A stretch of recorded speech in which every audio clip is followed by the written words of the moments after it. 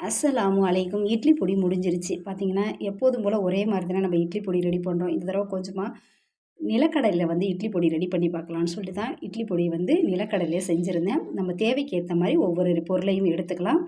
நான் பார்த்தீங்கன்னா, ஒரு கப் அளவுக்கு தாராளமா வந்து நிலக்கடலைய எடுத்து நல்லா வறுத்துட்டு, அதையும் அப்படியே ஒரு பவுல்ல மாத்திட்டு, அதே கப்பாலேயே கருப்பு உளுந்தும் சேர்த்து நல்லா எல்லாமே எண்ணெயே சேர்க்காம தான் நம்ம வறுத்து எடுக்கணும். எண்ணெய் சேர்த்தோம்னா டேஸ்ட் எல்லாம் மாறிடும்.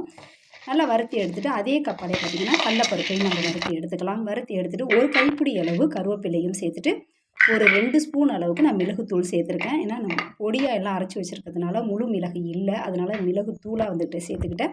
உங்ககிட்ட முழு மிளகு இருந்தா நீங்க சேர்த்துக்கங்க. எல்லாமே வறுத்து எடுத்துட்டு, ஒரு 20 வரமிளகாயும் காரத்துக்கு ஏத்த மாரி சேர்த்துக்கலாம். அதையும் பார்த்தீங்கன்னா, நம்ம வறுத்து எடுத்துட்டு, அதிலேயே தேவைக்கேத்த உப்பும் சேர்த்துக்கலாம். நம்ம எடுத்திருக்க இந்த பொடிக்கு நமக்கு எவ்வளவு உப்பு வேணுமோ, அந்த அளவுக்கு உப்பும் சேர்த்துட்டு, எல்லாம் வறுத்து எடுத்ததுக்கப்புறம், ஒரு 1 ஸ்பூன் அளவுக்கு ஆயிலும் சேர்த்துட்டு, ஒரு 2 துண்டு அளவுக்கு கட்டி பெருங்காயத்தையும் வறுத்து எடுத்துக்கலாம். வறுத்து எடுத்துட்டு எல்லாமே ஆற விட்டு, மிக்ஸி ஜார்ல வந்து நிலக்கடலைய மட்டும் அரைக்காம, ஃபர்ஸ்ட்டு நம்ம வறுத்து வச்சிருக்க இந்த மிளகாய், கடலப்பருப்பு, உளுந்தம் பருப்பெல்லாம் ஃபர்ஸ்ட்டு அரைச்சு எடுத்துக்கலாம். ரொம்ப நைஸா அரைச்சிராம, கொஞ்சம் மீடியமா நம்ம அரைச்சு எடுத்துக்கணும். அரைச்சு எடுத்ததுக்கப்புறம், வறுத்து வச்சிருக்க அந்த நிலக்கடலையும் வந்து ஃபைனலா தான் வந்து நம்ம இதில சேர்த்துக்கணும். சேர்த்துட்டு 2 பல்ஸ் மோடு குடுத்து அரைச்சு எடுத்துக்கணும்.